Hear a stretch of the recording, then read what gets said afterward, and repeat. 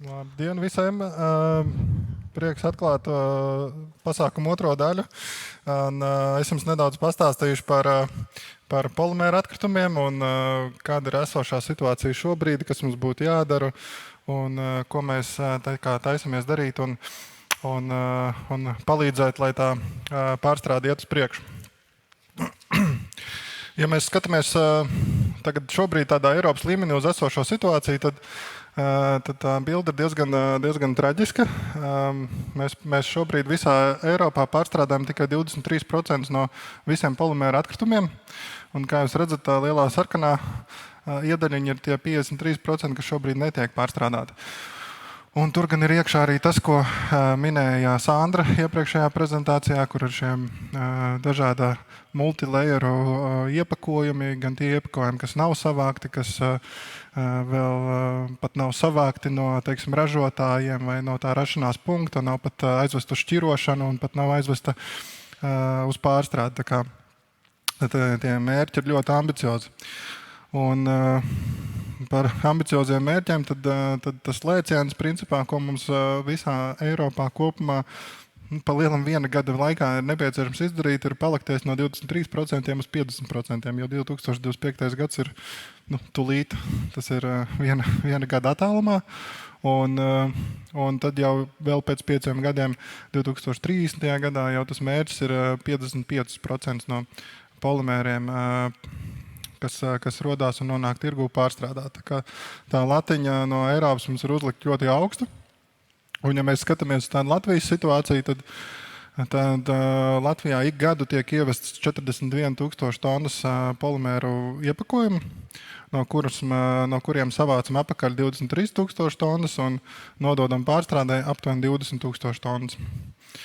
Ja mēs tā paskatāmies tā stingrāk uz to, kas no tā visa mums sanāk, tad es uz to skatos pēc tāda 80-80 principa, kas nozīmē, ka 80% no tā iepakojuma, kas mums tirgu nonāk, mums viņš ir jāsavāc.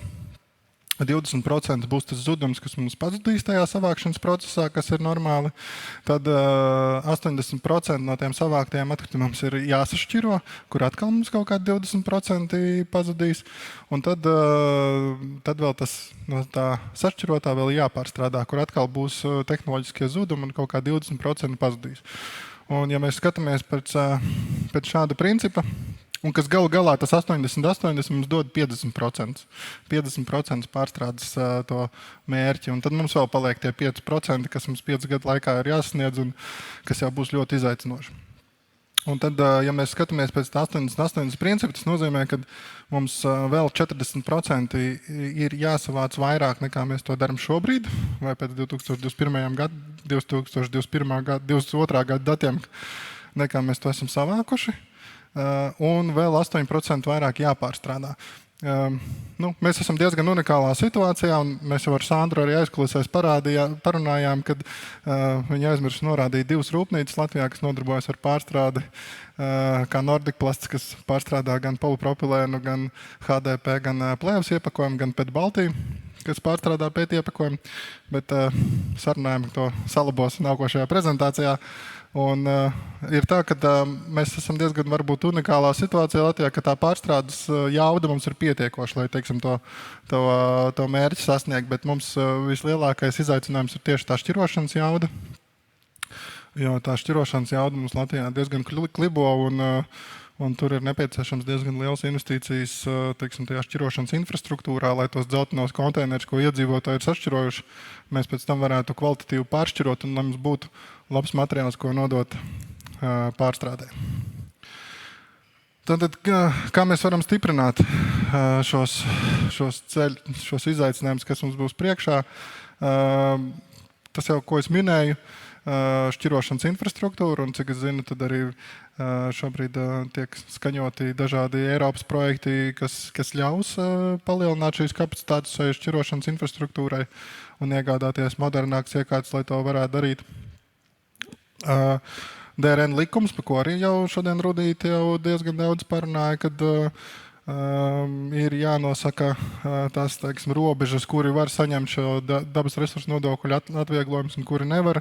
Un Sandra tur ļoti precīzi izstāstīja jau prezentācijā, kāda tā situācija ir. Un viņi ir ļoti sarežģīti, jo iepakojumi ir daudz un dažādi. Pielietojums viņam ir daudz un dažāds, un atrast to, teiksim, labāko vidusceļu, lai viņš tiešām nonāktu uz pārstrādi, viņš būtu pārstrādājams, tas būs izaicinoši. Nu, un, protams, arī jāskatās ir uz publiskā un privātā finansējuma piesaisti, jo bez šīs šķirošanas infrastruktūras mēs nekur, diemžēl, tālāk netiksim. Tas ir mūsu šī brīža tāds Ahilēs papēdis. Savukārt to, ko mēs palīdzēsim darīt, ir mēs jau esam izveidojuši Nordic Plast rūpnīcā plasmas iepakojumu testēšanas laboratoriju, kas ir arī LIFE projekta ietverās kopā ar Varam ministriju un Zaļo punktu. Mēs šobrīd jau esam izveidojuši laboratoriju, kur mēs arī akreditēsim, jo akreditācijas process jau ir sācies. Un tā doma ir tāda, ka mēs varēsim veidot ciešāku saikni starp zinātnē un rūpnīcām un arī ar tiem iepakojumu ražotājiem, jo mēs varēsim noteikt, vai šis ražotāja vēlamais iepakojums, ko viņš grib laist tirgu, vai viņš ir pārstrādājams. Mēs to, teiksim, ražotājs pirms viņš laiž viņu tirgu, viņš varēs atnākt pie mums, mēs viņu notestēsim un protams, dosim arī atzinumu par to, vai tas iepakojums ir pārstrādājams vai nav pārstrādājams. Un arī tad varam sniegt arī konsultācijas, kas varbūt jau jāuzlabo, lai tas iepakojums tiešām būtu pārstrādājams. Tas galvenais ieguvums ir tāds, ka pirmkārtām galu galā tas iepakojums tāpat nonāks pie mums, un mēs esam ieinteresēti, lai tas iepakojums nonāk pārstrādājams, un mēs varam, teiksim, sasniegt šos mērķus. Un otrais ir, lai tie ražotāji arī vairāk izglītojās un varbūt vairāk saprot to, ko tad realitātē var pārstrādāt un ko nevar. Kas attiecās uz ieguvumu, teiksim, Latvijai, tas nozīmē to, ka mēs varēsim vairāk materiālu pārstrādāt, bet tam arī ir jāiet kopā ar to soli, kad ir jābūt šai šķirošanas infrastruktūrai. Un, piemēram, ir ļoti daudz iepakojumu jau šobrīd, kur ir pārstrādājumi, bet tā kā tajā šķirošanas stacijās mēs viņus pienācīgi ar rokām nevaram nošķirot, tad viņi vienkārši aiziet uz dedzināšanu vai noglabāšanu poligonā, kur mēs viņu principā esam zaudējuši. Bet ja mēs tur uzstādīsim modernas iekārtas, kas jau spēj to izdarīt automātiski bez cilvēku roku palīdzības, tad šis iepakojums arī nonāks pie tiem pārstrādātājiem, par ko arī man vislielākā bažas šobrīd ir, jo mēs dosim šos certifikātus, ka tas iepakojums ir pārstrādājams un ražotājs būs pārliecināts, ka viņš ir saražojis labu iepakojumu, bet finālā viņš tāpat uz pārstrādi nenonāks, jo mums tur tas caurumiņš ir pa vidu visā tajā procesā, kur tas pazudīs. Līdz ar ko arī nebūs jāmaksā vairāk valsts nodevu par to nepārstrādāto plasmasu, jo es pieļauju, ka Rudīte jau arī minēja, mēs visa valsts kopumā pa lielam šobrīd sametam 15 līdz 20 miljonus eiro par to, ka mums īsti nav ieviestas DRN likums un mēs neuzliekam to atbildību uz ražotāju, kad viņam būs jāmaksā par to, ka tas materiāls nav pārstrādājams. Un lielākais ieguvums ir tas, ka mēs nebūsim pirmā šāda veida laboratorija, bet mēs vismaz varēsim ļoti tādos straujos soļos iet uz priekšu un jau, teiksim, vismaz tādā polimēra pārstrādes ziņā jau būt diezgan augstā līmenī Eiropā un palīdzēt ražotājiem. Tie, kas ir no ražotāju pārstāvjiem, tad šis slaids ir vairāk domāts jums. Mēs plānojam laboratorijas darbu uzsākt 2024. gada sākumā. Ja ir kāds interesi, droši rakstiet, varat jau pieteikt savu iepakojumu. Mēs varēsim notestēt trīs veida iepakojumus, kas ir polipropilēns, LDP un HDP. Citus ne, jo citi nav mūsu, teiksim, tāda specialitāte. Kas varēs pieteikties, tie ir iepakojuma ražotāji un citu uzņēmumu, kur izplat plasmas iepakojumu. Un viena parauga izpēte prasīs aptuveni laiku no 1 līdz 3 dienām. Tas atkarībā no sarežģītības un kas tur ar to iepakojumu būs. Un pēc tam jūs attiecīgi saņemat rezultātu, vai viņš ir pārstrādājums vai nav, vai arī ir tālāk diskusija. Te arī mazs video par laboratoriju. Mēs atrodamies polimēru pārstrādes uzņēmumu Nortūras jaunizveidotajā polimēru testēšanas laboratorijā.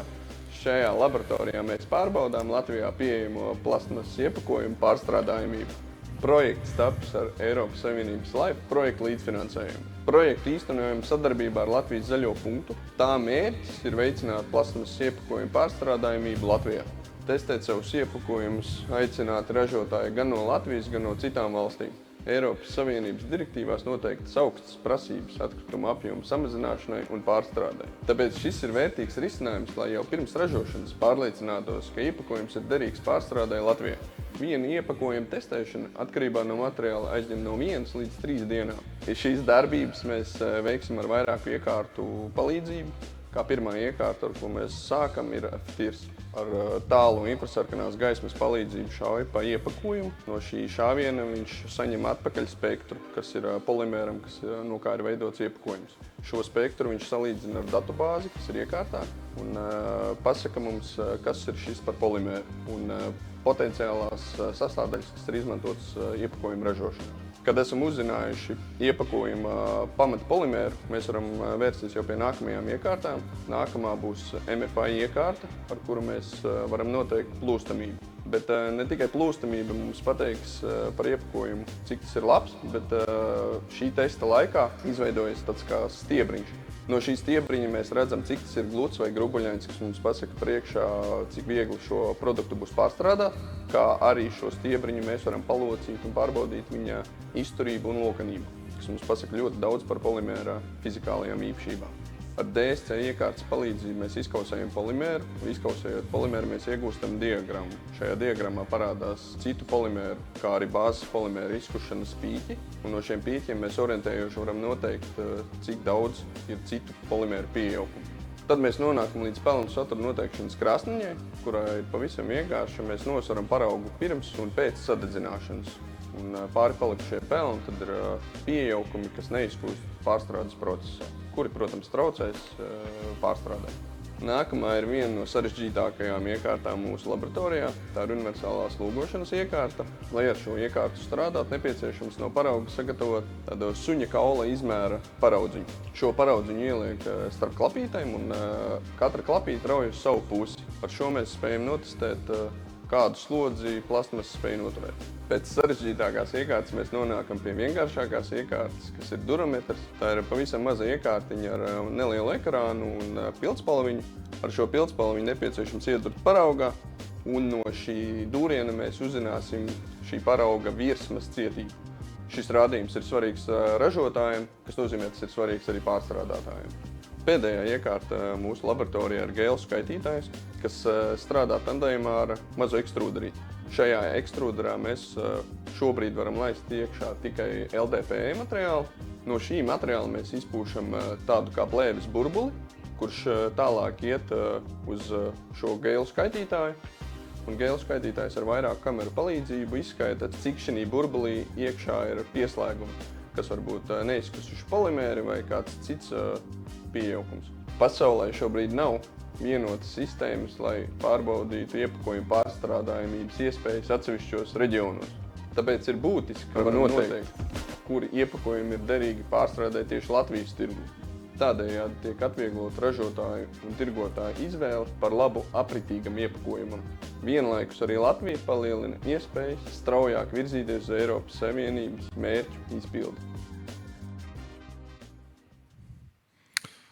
Jā, šāds video par mūsu izveidoto laboratoriju. Diezgan viņa nav liela, bet iekārtas ir ļoti advancētas un interesantas. Mēs ļoti gaidīsim visus interesantus, kuri gribēs nākt ar savu iepakojumu, lai mēs viņu paskatāmies. Un, manuprāt, tas tikai veicinās saiknes, sadarbības starp ražotāju, šķirotāju un pārstrādātāju. Un tikai kopā visiem strādājot, mēs varēsim tikt pie šiem lieliskajiem mērķiem, kas mums visiem priekšā. Tas arī viss. Paldies!